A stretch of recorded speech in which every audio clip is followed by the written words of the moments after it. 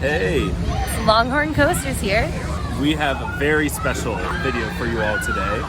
We are here at Fun Spot Orlando for the very first time, so we've got a couple new credits to get.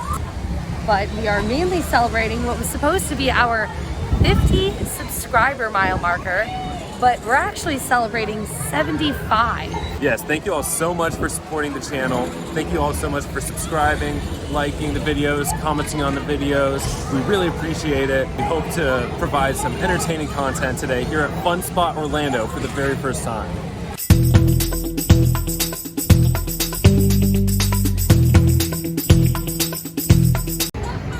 Dylan, what are you doing? That insane coaster over there.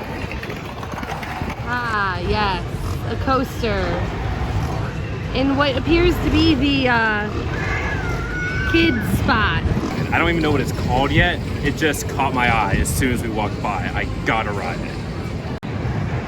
All right, I found out the name of the ride. It's the Sea Serpent. This is it. This is what we are about to go on. It's a credit. Look at that lift hill. I'm so pumped. I know, that's what a drop. That's the drop. Look at that airtime hill over there. All right, let's find out what it's like. Well, that was a credit. So for a kiddie coaster, that was honestly pretty jolty, pretty intense G-forces. Like the airtime hill, I actually got flung up out of my seat a bit. Gotta give it credit where credit's due on that credit. I'd have no words to add. I'm excited for White Lightning. So one thing I'm noticing and really liking is that all of the queue lines are super short. Even if there was a line here, like boarding is right there, and we entered in right there. Small scale park, which honestly, after dealing with crowds at SeaWorld, Universal, Disney, this is a nice change of pace.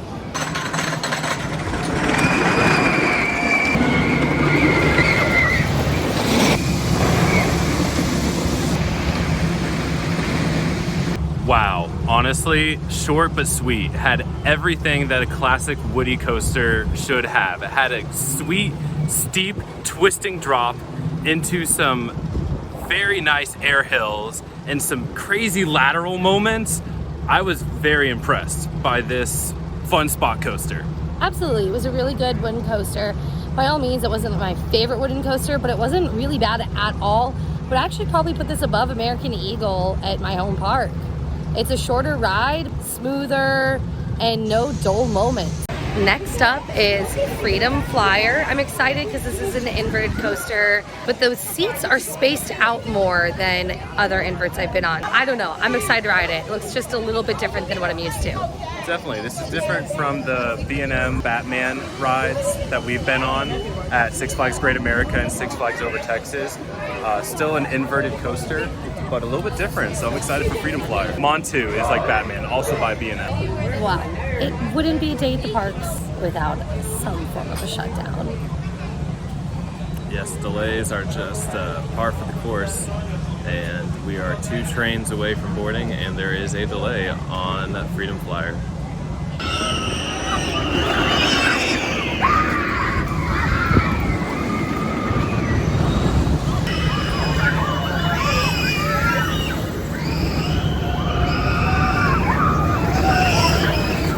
We are off of Freedom Flyer. I was really hoping for more, and it was just very like average, nothing like too forceful, and my stomach is now a knot, so honestly I probably would pass on doing that one again. I thought Freedom Flyer was pretty forceless until the end. There is a twister bowl, and you do get some positive G-forces at the end, but you also get dizzy. So the only part of the ride that you really feel something, you kind of feel sick. So White Lightning is definitely my favorite ride at Fun Spot by a landslide. I would ride White Lightning again. Freedom Flyer, probably pass. So now that we are done with all of the actual credits here at Fun Spot, we're gonna head to the go-karts, which honestly is the thing I'm most excited about for Fun Spot. Screw the 3 credits here.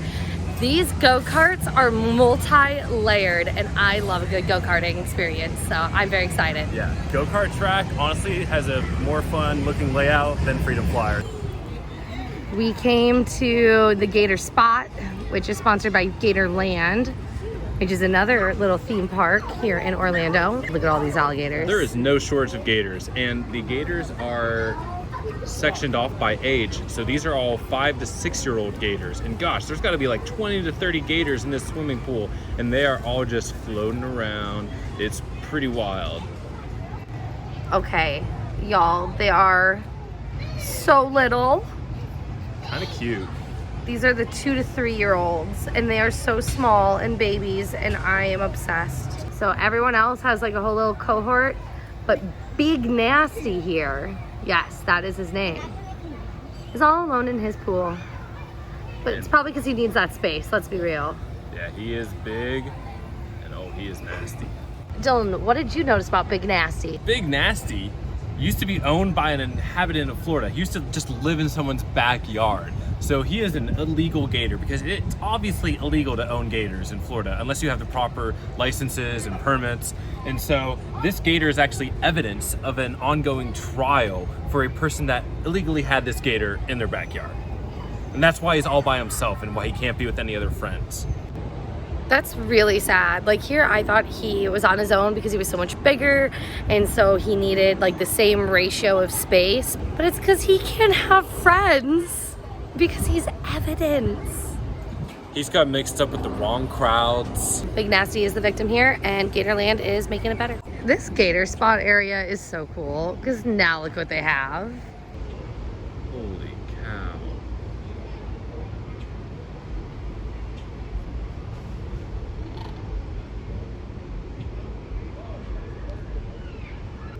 Darn right we white. Did you expect this? To see macaws at Fun Spot and gators at Fun Spot? No, I did not. I thought we were riding 3 credits and doing some go-karts, so this has been a pleasant surprise. The variety of fun has really surprised me. And as Dylan pointed out, that's what makes Fun Spot so good. Since it's free to show up, you don't have to pay unless it's something you want to do. Okay, as I've said, go-karts are one of my favorite things out there. And I just learned that they have one track that's like, it has a big drop. It has a steep drop, so I'm excited about it. Sounds fun.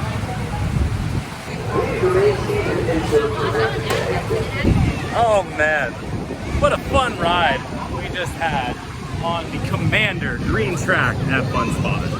I loved the go-karts, it was a good time, but what I didn't like was, 1, Dylan broke the rules, but 2, nobody else was really like racing. I was just go-karting on my own.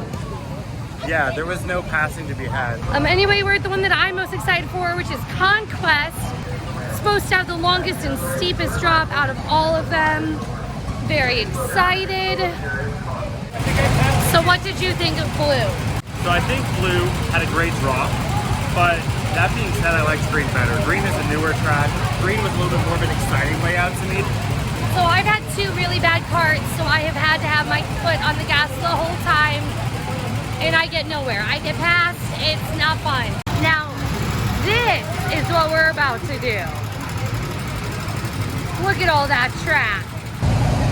Gosh, what a statistical anomaly. Out of 3 times we rode on 3 different tracks, got to pick our own carts, and luck would have it, I had the fastest cart every time and it wasn't even close. I was coasting on that last track and still— Were you really? I was coasting like half the time. I thought I had the fastest cart that I had out of all of the runs. Yellow track is my favorite. That one was Me the too. best. Yellow track is such a good long track, full of twists and turns. It was a really fun layout. I think Blue track is a one note. It does have the best drop, but that's it. The green track was definitely like the most of all dynamics. It had something from everything. Best feature of all the go-karts is the drop on the Blue, but the track we just did, the yellow track, the quad, it was the best track of all of them. Absolutely. It's you versus me in the water bumpers. I hope you pick a better boat than you pick go-karts. Just saying. I hope so too, but knowing my luck, I'm gonna go 0-4.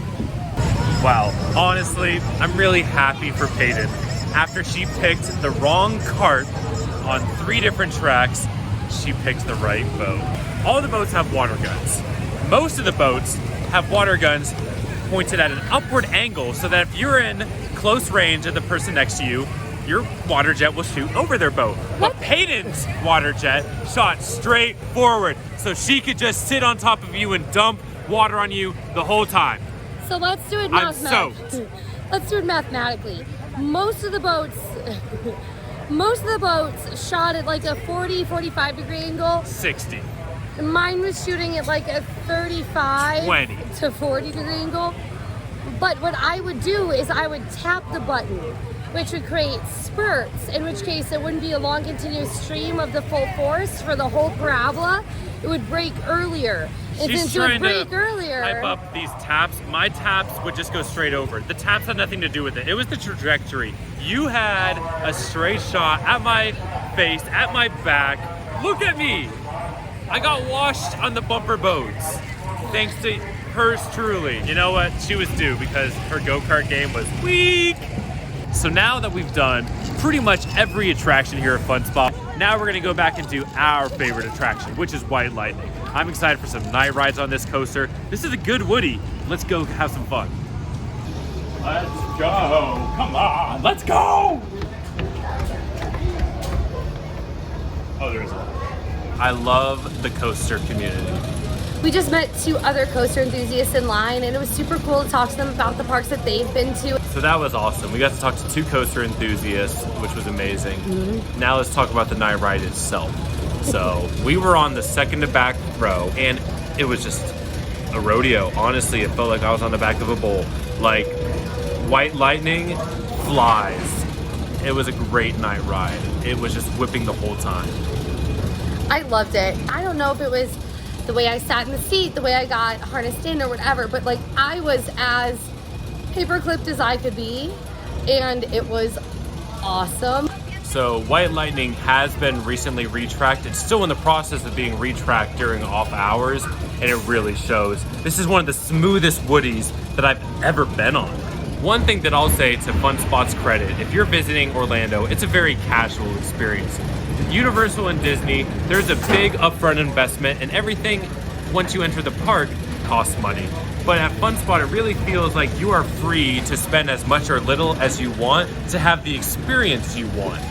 And the thing I really liked as well is it really feels like it's like your hometown carnival. They have those rides that you're familiar with, but at the same time, big coasters. So it's a really fun time. I'm having a great time here at Fun Spot. I am too.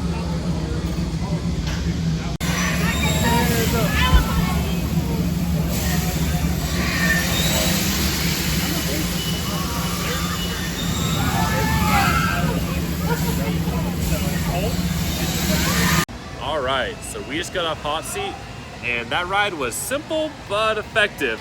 You almost get that like childhood thrill of being worried that you just swung too far on the swings. And I loved it, but I also was terrified at the same time because I hated that feeling as a kid. So for me, getting scared on a ride doesn't happen often, so I loved it. I like that new thrill. I appreciated a local shouting out which flat rides were actually worth riding, because then I asked him afterwards if Rip Curl was worth riding, and he said no. Not every flat ride is worth it, but Hot Seat is worth it. We are on top of the Ferris wheel. We are literally at the top, so this is super fun. I had a great time. White Lightning was awesome. Freedom Flyer was a coaster, and the Kitty Sea Serpent was also a credit. I probably would ride Sea Serpent before I ride Freedom Flyer again. But no, I've had a great time today with you, as usual. I have had a great time as well. I was really pleasantly surprised with Fun Spot. Actually, it has attractions that I would come back to ride again.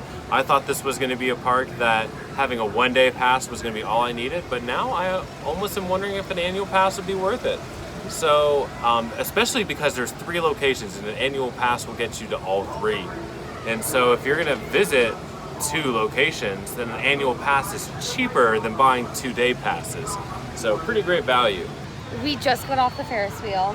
It was a good ride. I love Ferris wheels. Dylan does not.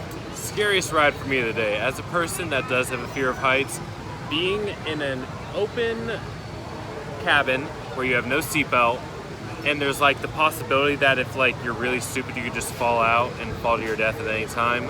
Like that in the back of my mind is just very scary. More scary than any coaster I was on today. More scary than the hot seat. Definitely the scariest ride for me was the Ferris wheel. So if you're afraid of heights, would not recommend. But if you like pretty views of Orlando, very nice. Absolutely. I could see Hulk, I could see Rip Ride Rocket, I could see Velocicoaster. I loved being at the top of the Ferris wheel. I got to see so much. And for me, that's awesome, but I just appreciate you sucking it up and coming with me. But we've had a great time here celebrating with all of you. Thank you again so much from what was supposed to be a celebration of 50 turning into a celebration of 75. Thank you.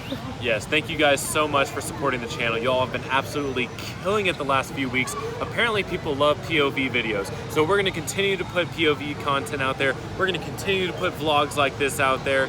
We're going to just try to provide as much entertainment as possible to you all, the viewers. So please, if you liked this video today, make sure to hit that notification bell so that you're notified next time we release new content. Make sure to subscribe to the channel and make sure to like the video. It greatly helps us against the YouTube algorithms. Yep. Thank you all so much for watching this video today. And until next time, we had a great time. We'll see you guys later. Bye. Walk into the pool with Big Nasty.